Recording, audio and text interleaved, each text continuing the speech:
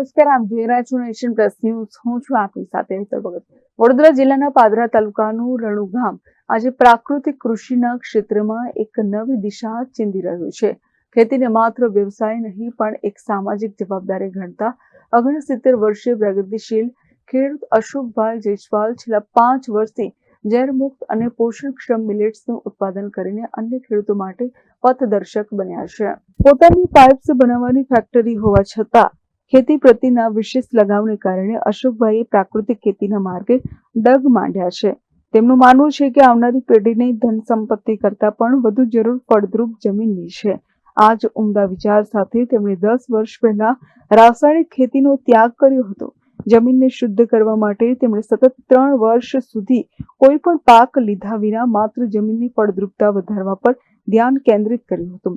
આંતરરાષ્ટ્રીય મિલેટ્સ વર્ષની ઉજવણી અને વડાપ્રધાન નરેન્દ્ર મોદીના આહવાનથી પ્રેરાઈને અશોકભાઈ પોતાની 9.5 વીઘા જમીનમાં સંપૂર્ણપણે મિલેટ્સનું ઉત્પાદન કરે છે. હાલમાં તેઓ રાગી, બાજરી, કોદરું, સામો, કણકી જેવા પાકો લઈ રહ્યા છે. આગામી સમયમાં વઘઈના કિસાન વિકાસ કેન્દ્રથી બિયારણ મેળવીને લિટલ મિલેટ્સ અને સફેદ રાગીનું વાવેતર કરવાનું પણ તેમનું આયોજન છે.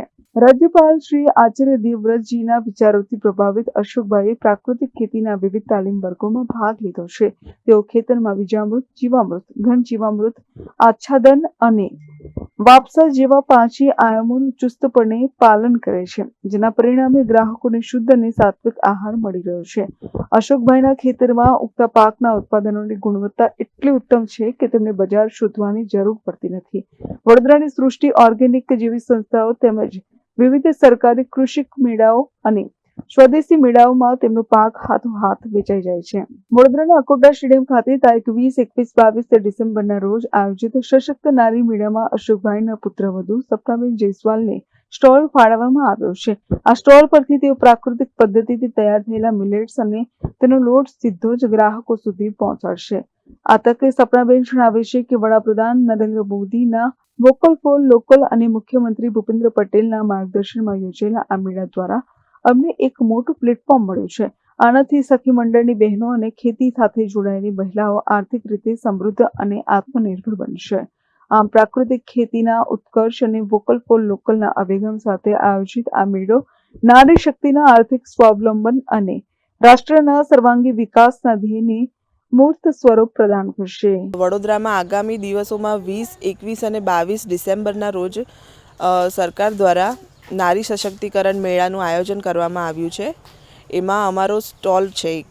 એ સ્ટોલમાં અમે પ્રાકૃતિક ખેતી દ્વારા ઉત્પાદન કરેલું મિલેટ્સનું વેચાણ કરીશું અને એ સ્ટોલ દ્વારા એ મેળા દ્વારા બીજી સખી મંડળની નારીઓ કરતાં બીજી બધી સખીઓને જે પોતે બનાવેલી વસ્તુઓનું વેચાણ કરીને આવક કમાવે છે એવી બધી મહિલાઓને પોતાનું આવક કરવામાં ઘણી સહાય મળશે, આવક મેળવશે અને સરકારનો સશક્ત નારી મેળાનો નારી સશક્તિકરણ અને આત્મનિર્ભર ભારતનો નવી દિશા આપશે. Bureau for nation plus news Vadodara. સમાચારોના સતત અપડેટ મેળવવા માટે અમારી નેશન પ્લસ ન્યૂઝની યુટ્યુબ ચેનલને સબસ્ક્રાઇબ કરો, બેલ આઇકન દબાવો અને જોડાયેલા રહો ફેસબુક, ઇન્સ્ટાગ્રામ અને ટ્વિટર પર.